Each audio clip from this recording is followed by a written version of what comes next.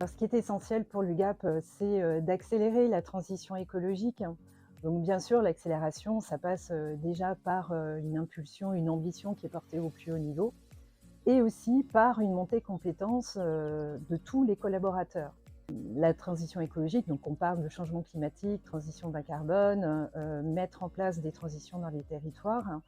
Ce n'est pas uniquement le sujet des directions de transition écologique ou de direction des achats responsables. Et tous les métiers ont un rôle à jouer pour avoir un impact positif, que ce soit des directions achats, direction logistique, direction en charge des systèmes d'information. Et là, ce qui est important, c'est que pour que chacun se sente légitime dans ses actions, il faut pouvoir maîtriser déjà les enjeux, comprendre l'aspect systémique et avoir des exemples d'actions que l'on peut mettre en œuvre au quotidien. Donc c'est ce que nous permet l'école du climat avec ses apports pédagogiques qui ont été travaillés à partir de bases scientifiques et vulgarisées. Donc chacun peut monter en compétences, qu'on soit expert ou pas, et d'avoir justement des exemples d'actions concrètes.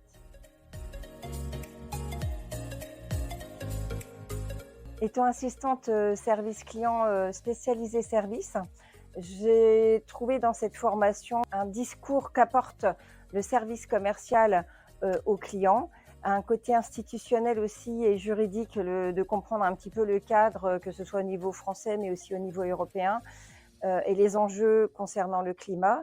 Et ça a aussi permis de discuter avec mes collègues suite à la formation qu'on a fait et d'échanger des fois sur des pratiques qu'on a, que ce soit au niveau entreprise, mais aussi au niveau personnel et des petits comportements à modifier. Donc moi, j'en ai tiré plein de bénéfices.